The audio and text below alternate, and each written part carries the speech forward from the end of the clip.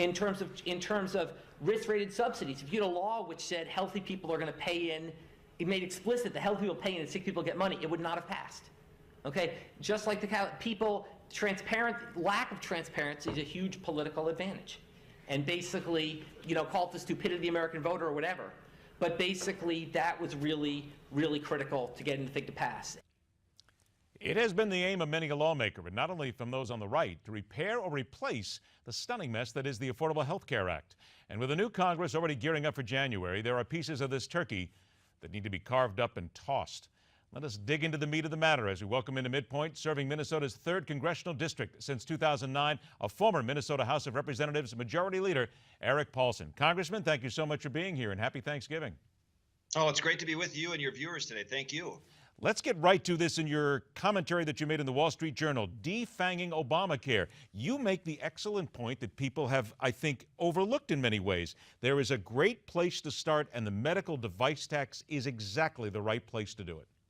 Yeah, and then the reality is this is an American success story with high-tech manufacturing jobs, and the device tax, it doesn't sound like a lot, 2.3% excise tax, but it's important to point out this is a tax on the sales of these devices, not on profitable companies. So as a result, we've seen many of these companies lose jobs. We've seen less research and development, and this is, again, an American success story, and there's bipartisan support that recognizes this is a very wrong-headed tax, and that's why we're going to move this initiative forward in the new Congress. You're making the point here. It's been made in the Wall Street Journal. This is not anything that's really new. It's been out there. Why is it that things like this get buried? Because this, as you pointed out, could indeed cost a lot of really high-tech jobs.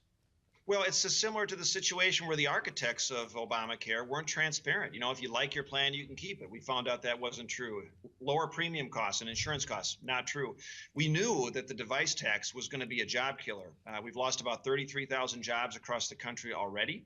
Many of these are small businesses. In fact, 80% of them have 50 employees or less, and these are better than average jobs that pay pretty well, actually. That's what we need for our economy right now. The good news is we've got everyone from Ted Cruz on the right to Elizabeth Warren on the left, knowing that this is a wrong-headed position. We're going to push the president and make sure we get across the finish line in repealing this device tax. You have indeed pointed out that there's at least one Democrat. We certainly know there's others who are on your side in this in a very bipartisan issue.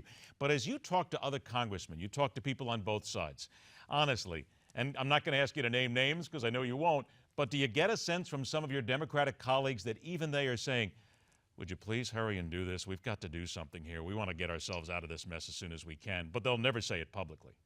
Well, look, the reality is that even post-election now, there's a reality where even Senator Schumer, for instance, is admitting that Obamacare was not the right direction for them to go down politically. They made some mistakes. There's a bipartisan or a strong recognition now among many of my Democratic colleagues that they bit off more than they can chew. They didn't handle it in the right way. And look, we've got an opportunity where you get people signing on the dotted line, 275 co-authors of the bill to repeal the device tax. 45 of those are Democrats in the House. And if you allowed a vote in the Senate, it would pass right now. But Harry Reid has never allowed that vote to take place. The new Congress and the new congressional leadership will allow that vote to take place, and we're going to put it on the president's desk. Now, you mentioned Chuck Schumer here. This was at the National Press Club in Washington on Tuesday. He basically made the comments saying that Obamacare was a mistake, and the left has gone absolutely nuclear on him right now in basically saying this out loud, though. Do you applaud him, though, and think that more of his colleagues and more Democrats ought to get out in front of this and say something like this,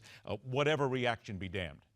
I think the reality is that Congress is going to be forced to address all the deficiencies of the new health care law. There's no doubt about that. So we'll have pieces of it that we're going to keep continuing to dismantle and take apart, knowing full well that we need to lower costs for people, that we need to improve care. I think Senator Schumer, who's looking down the road for the next election, obviously, to try and get his party back in power, he recognizes the reality. And so, if we can bring some bipartisan work together, putting some of these initiatives across the finish line. Look, Republicans, I think, are going to get credit for saying what the problems of Obamacare would be, and then we'll be able to get some credit and gain some momentum in the next election as well. I've got about 30 seconds left. We'll take a break. We have more to talk about, but in the final 30 seconds here, do you believe Democrats would do this because they feel it's the right thing to do, or unfortunately because of political expediency?